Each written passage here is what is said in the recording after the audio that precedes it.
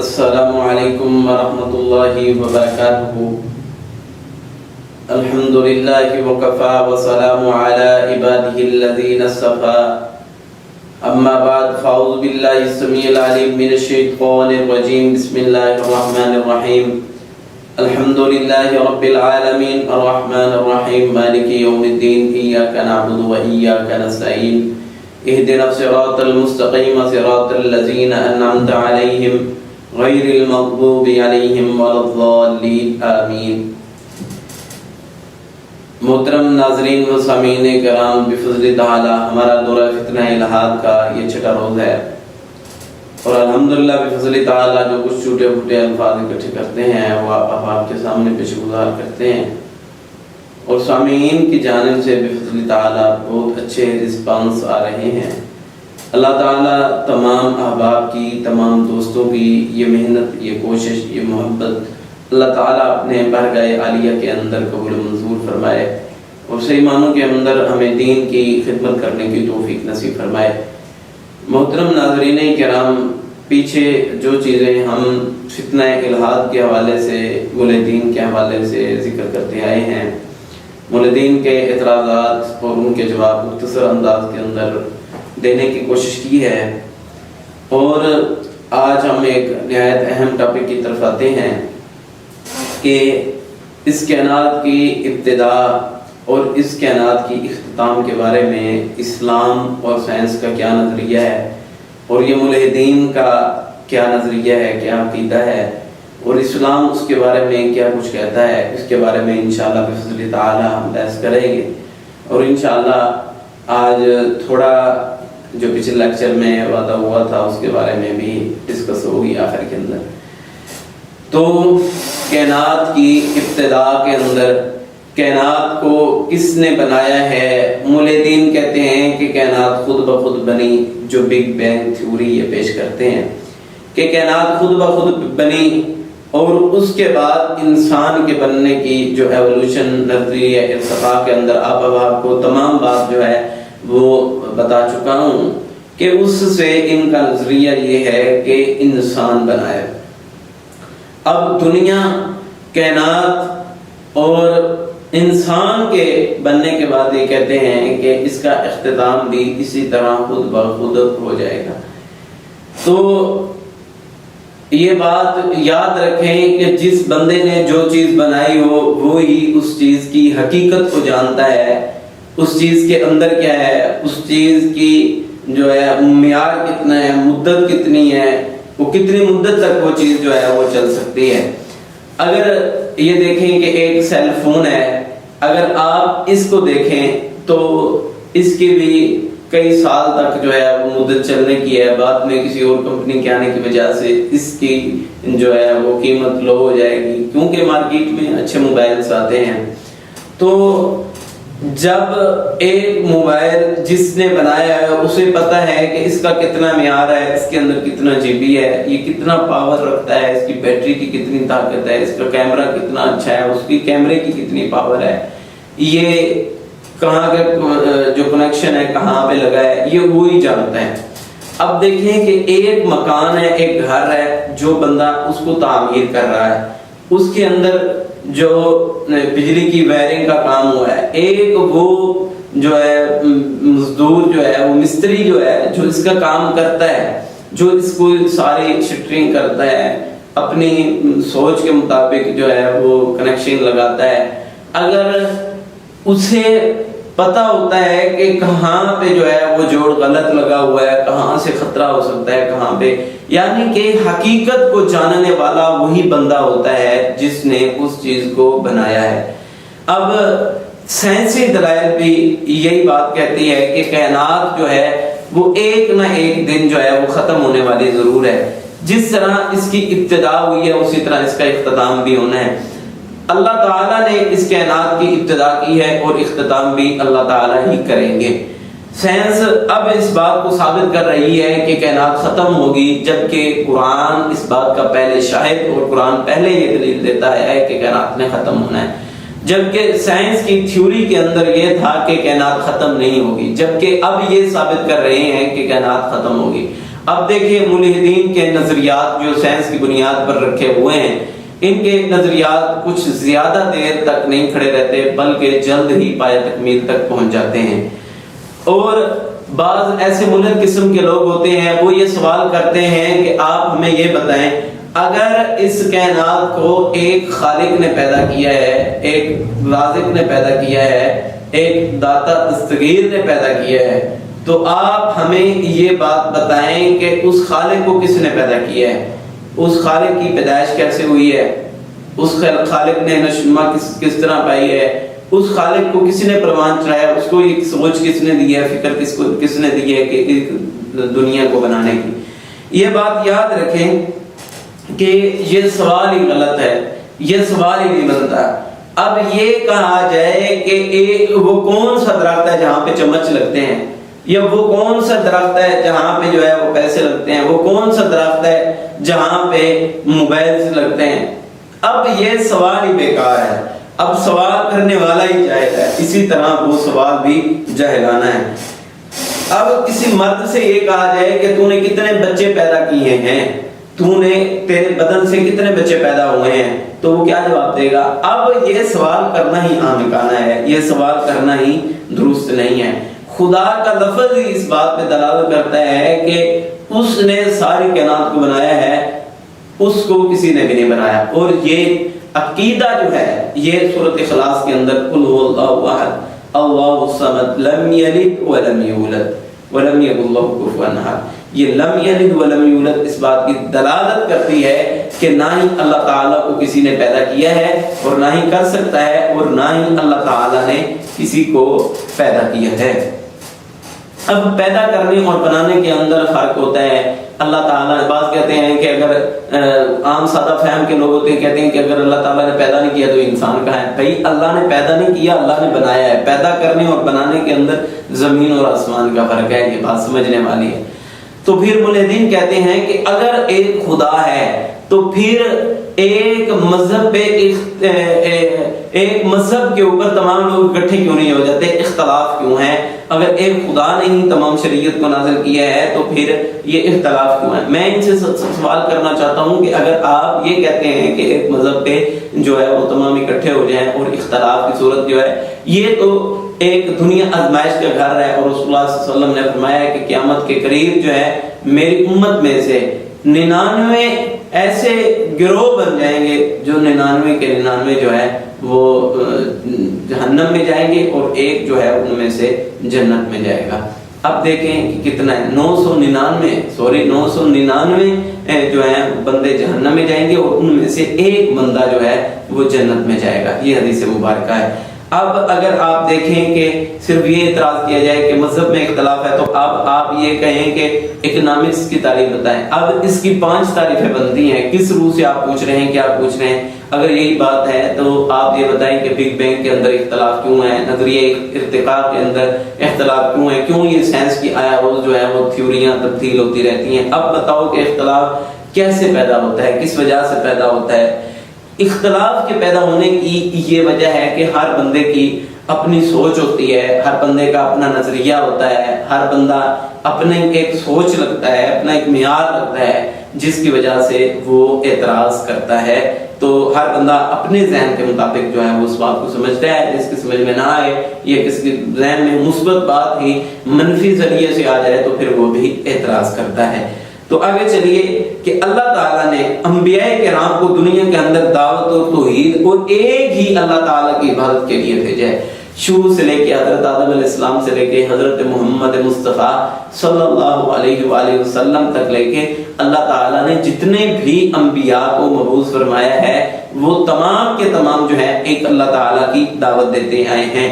جس طرح ماحول اور جس طرح کے لوگ تھے اس طرح ان کا حکم احکام جو ہے شریعت جو ہے اللہ تعالیٰ نے اپنے ذریعے سے تبدیل کی رکھی ہے، لیکن اب جو ہے شریعت کے تبدیل ہونے کا کوئی بھی امکان نہیں ہے، کیونکہ قرآن اس بات پہ شاہد ہے اليوم اکملت لکم دینکم واتممت علیکم نعمتی ورضیت لکم الاسلام دینا۔ دین اسلام مکمل ہو چکا ہے، دین اسلام کے اندر اب کوئی بھی جو ہے اور کوئی بندہ اس پہ اعتراض نہیں کر سکتا، کوئی اور دین نہیں آ سکتا۔ تو آپ دیکھیں یہ کہتے ہیں کہ مذہب میں تبدیلی کیوں آئی کہ پہلی شریعتوں اور پہلی کتابوں کا حفاظت کا ذمہ اللہ تعالیٰ نے کیوں نہ لیا اور اس کتاب کا ذمہ جو ہے وہ کیوں لیا ہے؟ پہلی بات جو ہے کہ دین اسلام کی ابتدا اور آغاز جو ہے وہ قرآن مجید سے نہیں ہوئی، بلکہ قرآن مجید سے دین اسلام کی جو ہے وہ تکمیل ہوئی ہے۔ اللہ تعالیٰ نے ایک ایسی گنجائش دی ہے جو اللہ نے باقی رکھی ہے کہ اللہ تعالیٰ نے اس کتاب قرآن مجید کی حفاظت تو خود کی ہے، باقی کتابوں کی حفاظت نہ کرنے کی وجہ اور حکمت اللہ تعالیٰ ہی زیادہ بہتر جانتے ہیں۔ لیکن جو ہمیں سمجھ آتی ہے وہ یہ ہے کہ لوگوں کو دیکھنا چاہتے تھے کہ میری کتاب کی کتنی حفاظت کرتے ہیں۔ جب لوگوں سے حفاظتیں اللہ تعالیٰ کی کتاب میں نہ ہوئی، لوگوں نے رد و بدل کیا، اور ایک ایسی کتاب کی ضرورت تھی جو مکمل ضابطہ حیات پہ قائم ہو اور دائم ہو اور سچی کتاب ہو، اس کتاب کی ضرورت تھی، کیونکہ باقی اسلامی کتب کے اندر جو ہے وہ تبدیلیاں ہو چکی تھی۔ تو ایک اور کتاب کا نزول ہونا لگا، وہ قرآن مجید اسے کہا جاتا ہے۔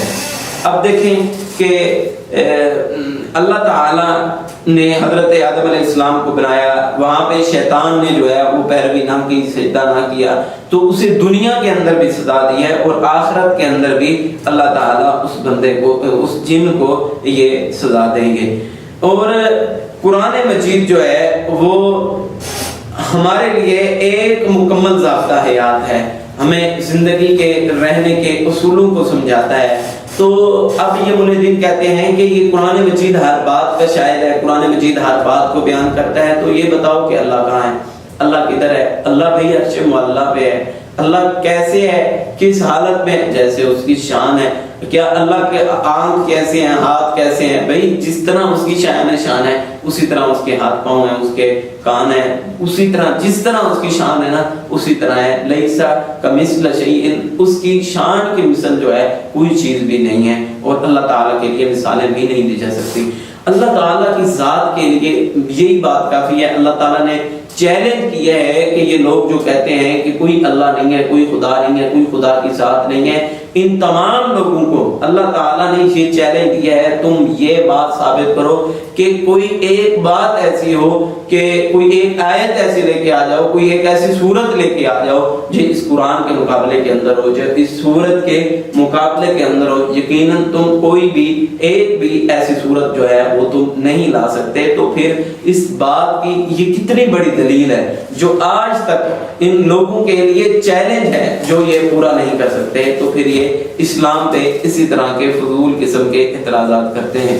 قرآن کا دعویٰ جو ہے یہ کوئی معمولی دعویٰ تو نہیں ہے، یہ بہت ہی حیرت انگیز دعویٰ ہے کہ قرآن مجید کا یہ دعویٰ کتنا پیچیدہ اور کتنا پختہ قرآن مجید کا یہ دعویٰ ہے۔ آپ دیکھ سکتے ہیں کہ قرآن مجید نے کتنا عرصہ ہو گیا یہ چیلنج کیا، آج تک کسی بندے نے اس کا جواب نہیں دیا۔ شعراء بھی آئے ہیں، ادیب بھی آئے ہیں، مصنف بھی آئے ہیں، تمام کے تمام مصنفین نے اپنی قلموں کو چھوڑ دی ہے۔ کوئی بھی مصنف یہ نہیں کہتا کہ میں نے یہ کتاب لکھی ہے، اس کے مقابلے کے اندر کوئی اور کتاب جو ہے وہ نہیں لکھی جائے گی، جبکہ قرآن مجید کو وہ امتیاز حاصل ہے کہ اس کتاب کے بعد کوئی اور کتاب نہیں آئے گی۔ ایک مصنف اپنی قلم کو چھوڑ دیتا ہے، لیکن یہ کلام الہی ہے، اور آج سائنس کی جدید ٹیکنالوجی جو قرآن مجید سے اخذ کر کے یہ چیزیں بنا رہے ہیں، اخذ کر کے بنا رہے ہیں، یقیناً کہ قرآن مجید آج بھی ان لوگوں کے لیے ایک بہت بڑی دلیل ہے اگر ان کو سمجھا جائے۔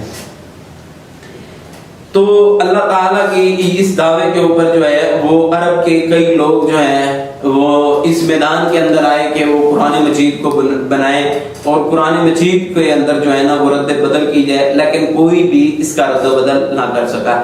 سب سے پہلے جو ہے اس قرآن مجید کا رد و بدل کرنے کے لیے لبید بن ربیعہ میدان کے اندر آئے۔ اس وقت کے عربی کے مشہور شاعر تھے، انہوں نے بیت اللہ کے اندر نا ایک شاعرانہ نظم لکھ کے جو ہے نا وہ لٹکا دی۔ حضرت علی المرتضیٰ رضی اللہ تعالیٰ نے سورۃ کوثر لکھ کے لٹکا دی۔ تو جب اس نے یہ پڑھی تو یہ کہنے پہ مجبور ہو گیا کہ یہ کلام کسی بندے کا کلام نہیں ہو سکتا، یہ کلام تو ایک اللہ کا ہے، ایک خالق کا ہے، ایک داتا کا ہے، یہ کلام کسی بھی بندے کا نہیں ہو سکتا۔ دیکھیں آج اسی بات سے اگر یہ بات سمجھ لی جائے تو یقیناً قرآن وہ عظیم کتاب ہے جس کے مقابلے کے اندر آج کوئی بھی کتاب نہیں آ سکی۔ قرآن مجید کے نزول کے 100 سال بعد ایک ایسا بدبخت پیدا ہوا ابن مکفہ نام کا، اس نے حرکت کی کہ قرآن مجید کو تبدیل کر دیں گے۔ یہودیوں اور عیسائیوں نے کہا کہ ہم آپ کو منہ بولتا انعام دیں گے، آپ قرآن مجید کے اندر تحریف کر دیں، قرآن مجید کے اندر تبدیلی کر دیں۔ تو انہیں منہ بولے پیسے دیے گئے، انہیں کمرے میں بند کر دیا گیا۔ 6 ماہ کے بعد جب یہ لوگ گئے اور وہاں پہ جا کے دیکھا تو وہ اس نے قلم پکڑی ہوئی ہے اور سوچ رہا ہے، اور کمرے کے اندر کاغذ دکھا رہے ہیں۔ فرمایا کیا ہے؟ فرمایا کہ یہ قرآن جو ہے یہ کسی انسان کا کلام نہیں ہے بلکہ یہ اللہ تعالیٰ کا کلام ہے۔ اور 20ویں صدی کے اندر امجد حسین نامی شخص جو ہے وہ انڈیا کا یہ شخص ہے، اس نے بھی کوشش کی ہے لیکن کچھ بھی نہیں کر سکا۔ اس کتاب کی اتنی بڑی طاقت ہے کہ کوئی بھی بندہ جو ہے وہ اس کے چیلنج کو آج تک نہ توڑ سکا ہے اور نہ ہی اس کے چیلنج کو توڑ سکتا ہے۔ اب اگر یہ بات ہے کہ اگر ہم کسی چیز کی تفصیلات کو جان لیں، جانچ لیں، کیا ان کی اس تفصیلات کو جانچنے کے بعد کیا ہم اس کی حقیقت کا، کیا ہم اس کی اصلیت کا کیا انکار کر سکتے ہیں؟ یقیناً ہم اس کی اصلیت کا انکار جو ہے یہ نہیں کر سکتے۔ اب جو ہے جو سورج کس طرح نکلتا ہے، کس نے اس کو بنایا ہے؟ یہ اللہ تعالیٰ نے بنایا ہے۔ یوں کہنا یہ خود بخود چل رہا ہے، یہ ہمکانہ سوچ ہے، بیوقوفانہ سوچ ہے کہ جو چیز نہ خود بخود بن سکتی ہے نہ خود بخود چل سکتی ہے، اس کو چلانے والی ایک ذات موجود ہے، ایک خالق موجود ہے جو اس کو چلا رہی ہے۔ اگر یہ ایک سیل فون ہے، یہ بھی محتاج ہے ہمارا کہ ہم اسے چلائیں۔ اگر کوئی بھی چیز ہے، بائک ہے، آپ کی کار ہے، آپ کی ضروریات کی چیز ہے، جب تک آپ اس کو استعمال میں نہیں لاؤ گے تو وہ استعمال میں نہیں ہو سکتی۔ اگر ایک دنیا میں استعمال لانے والا اس کو استعمال نہ کرے تو وہ استعمال میں نہیں لا سکتی۔ تو اتنی بڑی کائنات کا نظام جو ہے وہ خود چل رہا ہے، تو یہ تو ایک احمقانہ سوچ ہے اور اسلام پہ اعتراض ہی کرنا ہے۔ اب دیکھیں، ایک بندے نے ایک واشنگ مشین تیار کیا، اسے پتا ہے کہ کون کون سا پرزہ جو ہے وہ کہاں پہ لگے گا، کیا ہے۔ پہلے جب اس نے بنا کے لوگوں کو متعارف کروایا، بتایا، تو پھر لوگوں کو پتہ لگا، تو اس سے پہلے جو ہے وہ لوگوں کو پتہ نہیں لگا۔ یعنی کہ جو کام جو ہے اسلام کے اندر موجود ہے ہم اس کو اپنائیں، اور جو کام اسلام کے اندر نہیں ہے ہم اس کو ترک کر دیں، چھوڑ دیں، مولدانہ سوچ کو چھوڑ دیں، اور جو باتیں ہمیں اسلام کہتا ہے ہم اس پہ پیرامند ہو جائیں۔ یقین جانیے کہ اگر یہی بات ذہن میں آ جائے کہ یہ اتنے بڑے قرآن کے معجز ہونے کے، یہ قرآن کے دعوے کو آج تک قرآن کے چیلنج کو نہیں توڑ سکے، تو یہی بات اگر سمجھ میں آ جائے تو یہی بات ایک مسلم کے لیے ایک دلیل کے طور پہ کافی ہے۔ اور ایک ملحد تک اگر یہ بات اور یہ پیغام میرا پہنچ رہا ہے تو وہ بھی سوچے کہ قرآن مجید کے بارے میں کہ ایک صورت کو بنائے، کوشش کرے اپنی، تو یہ نہیں بنا سکتا۔ تو اگر اس کے آباء و اجداد یہ کوششیں کرتے کرتے تھک گئے ہیں تو یہ کیا چیز ہے، یہ کس باغ کی مولی ہے؟ تو لہذا ہر حالت میں اسلام کو اپنانا ہوگا۔ تو ملحدین کے جو سوچ ہے وہ کہتے ہیں کہ عورت کے ساتھ ناانصافی ہوئی ہے، عورت کو جنت کے اندر جو ہے جی ایک خامد ملے گا، جبکہ ایک مرد کو جو ہے وہ 70 حوریں ملیں گی۔ یہ اعتراض کرتے ہیں اسلام پہ کہ اگر اسلام اتنا ہی سچا ہے تو اسلام نے پھر ناانصافی کیوں کی ہے؟ یہ تو اسلام کی ناانصافی ہے۔ یہ بات یاد رکھیں کہ ایک انسان کی غیرت ہوتی ہے، ایک انسان کوئی بھی مرد یہ دنیا کے اندر نہیں چاہتا کہ میری بہن کے 4 شوہر ہوں، میری ماں کے 4 جو ہیں اس کے خاوند ہوں۔ یہ بات وہ نہیں کہہ سکتا، اس کی غیرت کے خلاف ہے۔ اگر دنیا میں ایک بندہ غیرت کرتا ہے تو یہ غیرت مند اور جرأت مند بات ہے، تو اس پر اعتراض کرنا یہ فضول قسم کا اعتراض ہے۔ اور دوسری بات یہ ہے کہ اللہ تعالیٰ نے عورت کو جو ہے وہ حصہ دیا ہے، وراثت میں سے حصہ دیا ہے، عورت کو کمزور نہیں بنایا، جبکہ گھر کی ذمہ داری، گھر کو چلانا، بیوی کا خیال رکھنا، اس کے اخراجات، اس کے دیکھ بھال، اس کے کھانے پینے کا نظام، اس کی رہائش کا نظام، اس کے تمام دیکھ بھال کا ذمہ جو ہے اللہ تعالیٰ نے مرد کو دیا ہے۔ اب یہ ناانصافی ہے یا انصاف ہے؟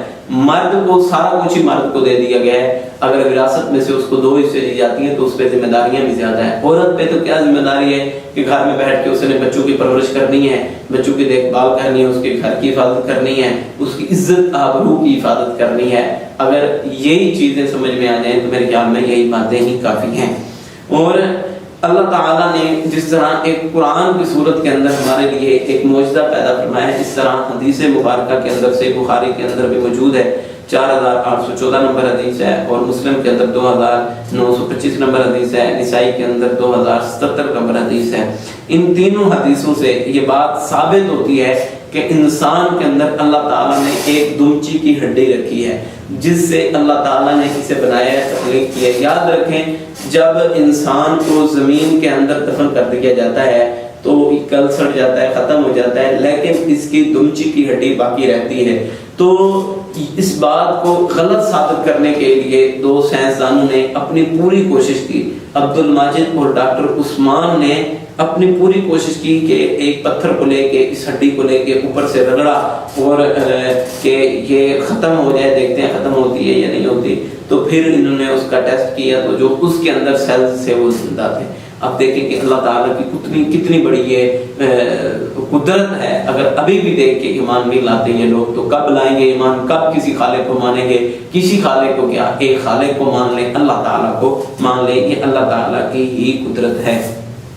اب یہ تمام نظام جو ہے ہمارے وجود کا نظام ہے، یہ ہم کوئی بھی چیز کھاتے ہیں، ہماری یہ دو نالیاں، ایک سانس کی نالی ہے، کھانے پینے کی نالی ہے، کبھی ایسے نہیں ہوا ہم لقمہ تو منہ کے اندر ڈالتے ہیں لیکن سانس والی نالی کے اندر نہیں جاتا۔ اللہ تعالیٰ اپنی قدرت کے ذریعے سے ہر بندے کی اس نالی کو بند کر دیتے ہیں۔ اب دیکھیں اللہ تعالیٰ کی یہ کتنی بڑی قدرت ہے، اب اس کا انکار کر دیا جائے اور کہا جائے کوئی خالق نہیں ہے، کوئی مالک نہیں ہے، تو یہ احمقانہ سوچ ہے۔ چاہیے یہ کہ اللہ تعالیٰ کی قدرتوں کو دیکھ کے اس پہ ایمان لایا جائے، نہ کہ اس کی قدرت کا جو ہے وہ انکار کیا جائے۔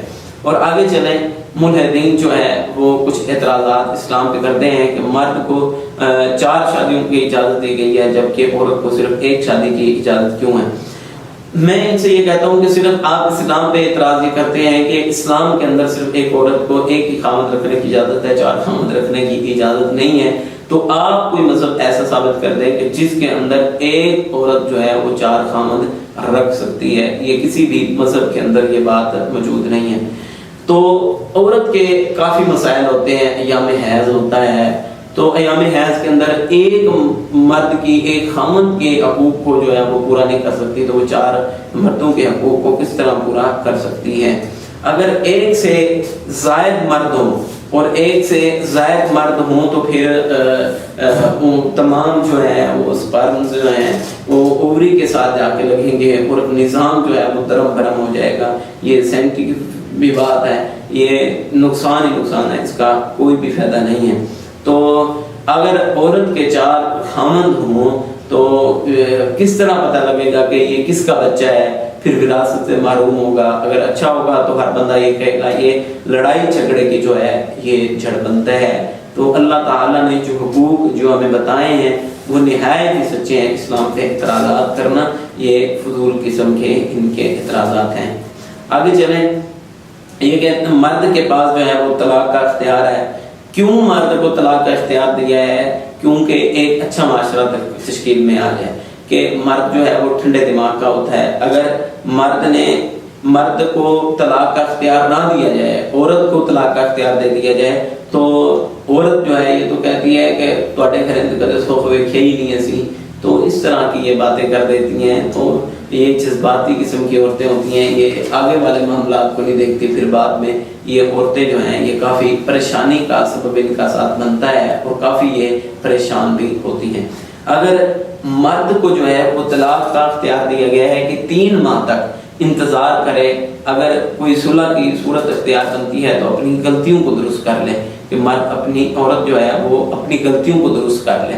اور یاد رکھیں کہ عورت کو مرد کے ساتھ ساتھ خلع کا اختیار دیا گیا ہے۔ مرد کو اگر طلاق کا اختیار دیا ہے تو اسلام نے ناانصافی اور اسلام نے زیادتی نہیں کی، بلکہ اسلام نے عورت کو بھی حق دیا ہے کہ عورت بھی خلع لے سکتی ہے۔ لہذا اسلام پہ اس قسم کے اعتراضات کرنا یہ نہایت غلط ہے۔ اب دیکھیں کہ ایک پارٹی ہے، پی ٹی آئی ہے یا یہ نون لیگ ہے، اگر اس کے 2 سربراہان بنا دیے جائیں، ایک کہے کہ یہ کام کرنا ہے، ایک کہے کہ یہ کام نہیں کرنا، تو پھر دونوں کے اندر اختلاف ہونے کی وجہ سے وہ پارٹی کے اندر اختلاف ہوگا اور وہ اختلاف کا سامنا کرنا پڑے گا، وہ حقیقی معنوں میں وہ کام نہیں کر سکتے۔ تو یہی بات ہے کہ آپ اس بات کو سمجھیں کہ اس دنیا کو چلانے والے اگر 2 بندے ہوں، 3 ہوں، 4 ہوں، 5 ہوں، تو کس طرح اس دنیا کا نظام چل سکتا ہے؟ ایک کہے کہ بارش ہونی چاہیے، ایک کہے بارش نہیں ہونی چاہیے، ایک کہے کہ سورج آئے، ایک کہے سورج نہ آئے، تو یہ نظام دھرم بھرم ہو سکتا تھا۔ اگر یہ کبھی ایسا ہوا ہوتا تو ہم آپ کی اس بات کو مانتے، اگر یہ کبھی ایسا نہیں ہوا تو یہ ہمارے لیے ایک بہت بڑی دلیل ہے، جو اگر ہمیں سمجھ آ جائے کہ یہ تمام نظام جو ہے وہ ایک ہی طرح یکساں ہو کے ایک ہی فیلڈ کے اندر اور ایک ہی طرز پر ہمیشہ کی طرح وہ چلتا ہوا آ رہا ہے، تو یہی بات اگر سمجھ میں آ جائے میرے خیال میں یہی بات کافی ہے۔ اگر مثال کے طور پہ عورت کو طلاق کا اختیار دے دیا جاتا ہے، ایک کمرے میں خامد اور میاں بیوی بیٹھی ہیں، تو یہ دونوں جی بیٹھے ہوئے ہیں، بیوی کہتی ہے کہ تونوں طلاق ہے، تونوں طلاق ہے، تونوں طلاق ہے، طلاق کہہ دیتی ہے، وہ ایک مجلس میں 3 طلاق کا معاملہ ہو رہا ہے، لیکن طلاق ہو جاتی ہے، مرد اٹھ کے عورت کو پکڑ کے اپنی خواہشات پر پوری کر لیتا ہے، تو اب بتائیں کہ اب جو ہے وہ طلاق کا معاملہ کدھر گیا ہے؟ تو اس لیے طلاق کا اختیار دیا ہے کہ جو طلاق کے بارے میں پوری طرح عمل پہ بھی اتر سکیں۔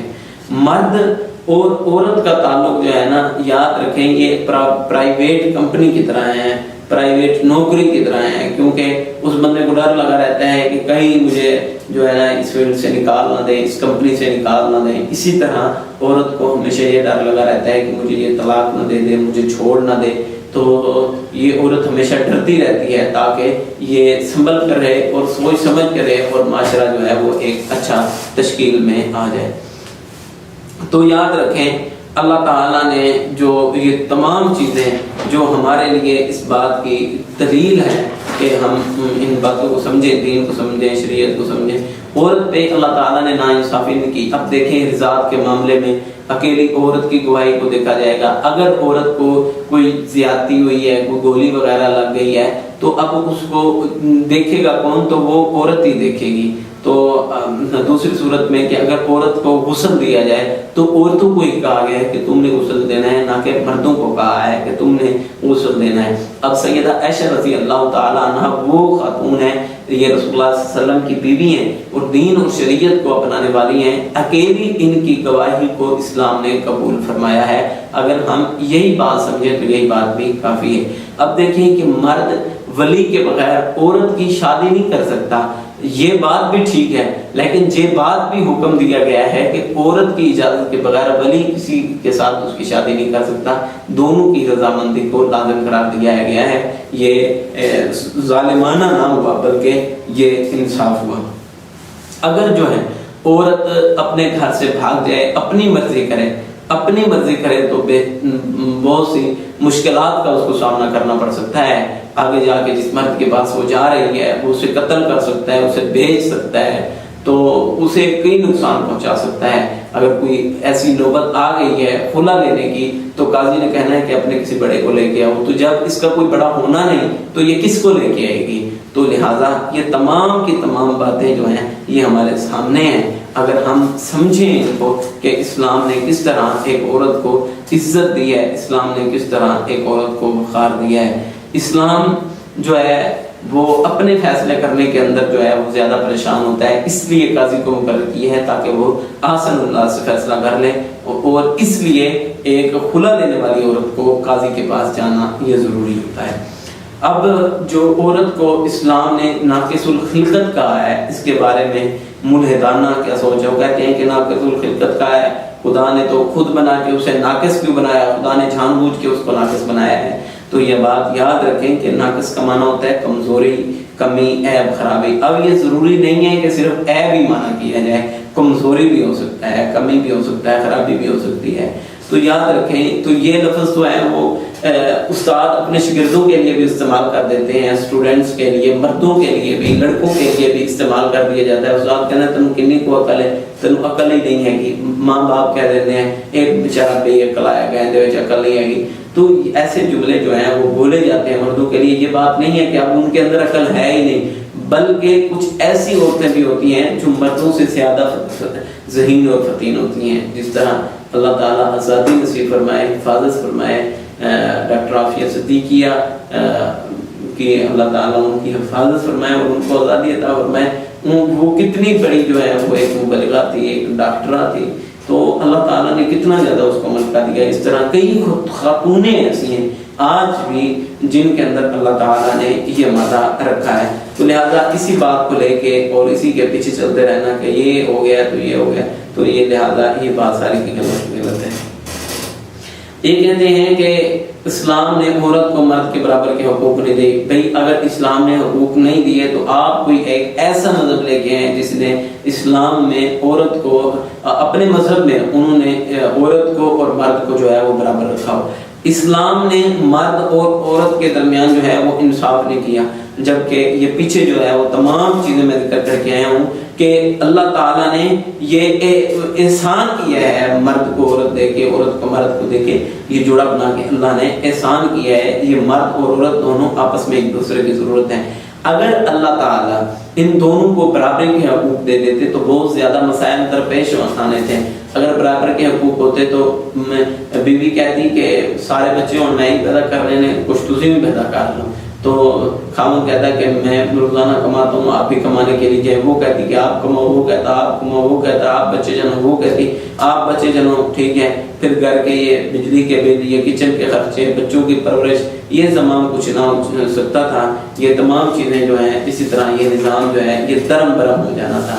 لہٰذا اسی بات سے اگر ہم یہ بات سمجھ لیں کہ اسلام نے عورت کو ایک عزت دی ہے، اسلام نے عورت کو ایک وقار دی ہے، اسلام نے عورت کو مارنے سے منع کیا ہے، اسلام نے عورت کی عزت وقار کا سبق دیا ہے، اسلام نے بیٹی کی عظمت کو بتایا، اسلام نے بیوی کے حقوق کو بتایا، اسلام نے ماں کے قدموں تلے جنت کو رکھا ہے، تو اتنی زیادہ نعمتیں اللہ تعالیٰ نے ایک عورت کو عطا کی ہیں۔ تو لہٰذا ان کو یہ نعرہ نہیں لگانا چاہیے کہ میرا جسم ہے، میری مرضی ہے، بلکہ یہ اللہ تعالیٰ کی طرف سے ایک بہت بڑا اعزاز ہے ان کے لیے۔ لہٰذا ان کو چاہیے کہ یہ اس نعرے کو چھوڑ دیں، تلف کر دیں اور حقیقی معنوں کے اندر ایک شریعت کو، ایک حکم کو ماننے والی ہو جائیں۔ اللہ تعالیٰ سے دعا ہے کہ جو ٹوٹے پھوٹے لفظ بولے اللہ اپنی بارگاہ میں قبول فرمائے۔ وآخر دعوانا الحمد للہ رب العالمین۔